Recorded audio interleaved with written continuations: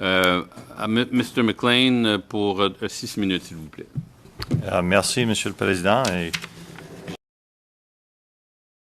maintenant de Mr. Boyd pour commencer, s'il vous plaît. Mr. Boyd, thank you for appearing today, and I had some comments and some questions on what you brought forward here as far as your statistics. A right to a healthy environment. We appreciate that very much. We like to make sure that we have definitions around these things.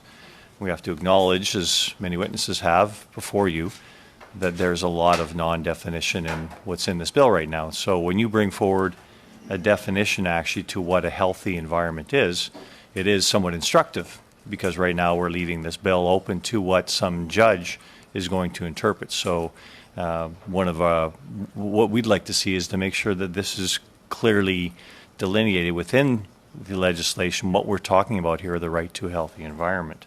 So thank you for putting some definitions prospectively on the page about what that means.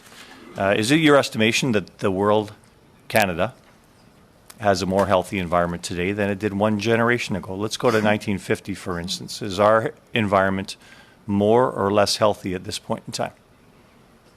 Well, that's a complicated question. I mean, in many ways, it's less healthy, and in some ways, it's more healthy. So between 1950 and now, we've encountered the climate emergency, which is something that didn't exist in 1950. So that's a huge problem that has developed over the last 72 years. In terms of biodiversity, we've seen massive declines. You know, the latest information from the Intergovernmental Panel on Biodiversity and Ecosystem Services indicates 70% decline in wildlife since 1970. So we're clearly much worse off there.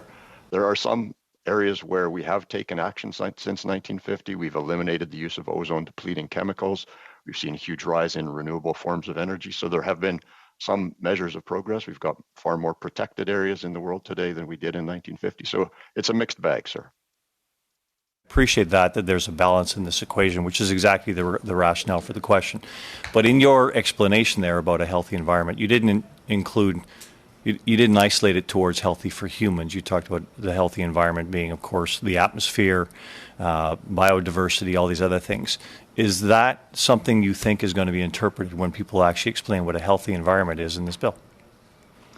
Well, sir, environment is defined in the definition section of CEPA, and it's a comprehensive definition, which I think has served Canada well since its inception more than 4 decades ago, or close to 4 decades ago. And there's no proposed amendments to the definition of environment because it has been working well. Thank you. And you also talk about subject to any reasonable limits. So this, again, is going to be the same sort of, okay, well, you know, we're balancing on one thing here that's a definition at the same time, but we'll override it with these so-called reasonable limits, and that'll be left up to somebody else to decide. So the definitions you're landing on are, if I may say, partial definitions, and then you subject those to reasonable limits. So it is still opaque. Would you agree? Well, I wouldn't say it's opaque, sir. I mean, if you look at any type of human rights legislation, if you look at the Universal Declaration of Human Rights from 1948, you won't find a single definition of any of those rights. If you look at the Canadian Charter of Rights and Freedoms, you won't find comprehensive definitions of any of the rights there. So basically, this is the way human rights law works, as you provide some... Yeah, thank you. No, you're right. You did talk about no recourse in here as well. No recourse. Who do you think should have somebody affected, nature affected by this abrogation of any clean, healthy environment definition? Who do you think they should have recourse to?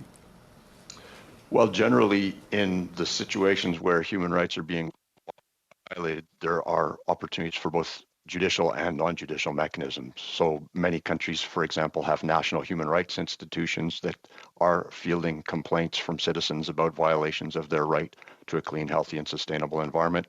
And of course, the courts also have a role to play. I mean, that's the fundamental balance in our society between the legislative branch and the judicial branch. Sure. When there are allegations that legislation is not my question is specific, though. It is, who do these people, when they go before a court, and legislation, if there's an abrogation, will go before the courts, who will they have recourse to? Well, I'm not sure I understand who they have. Well, recourse to. They have somebody's rights, environmental rights, have been abrogated. Supposedly, we'll have a scenario going forward here.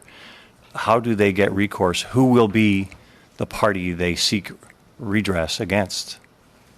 well, in a federal law such as the Canadian Environmental Protection Act, that will be the federal government. So the federal government will be on the hook here for a definition of somebody actually coming forward here and effectively billions of dollars potentially?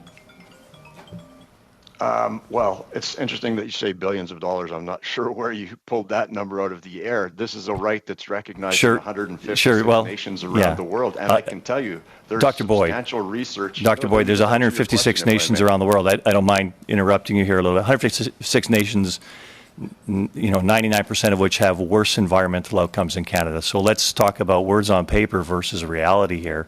We have to land on something that actually serves a benefit to Canadians. How about Norway, sir? Norway has had the right to a healthy environment in its constitution since 1992. It has not cost Norway billions of dollars. In fact, it's been a catalyst for Norway to become a global leader in environmental protection. We'll have to stop there.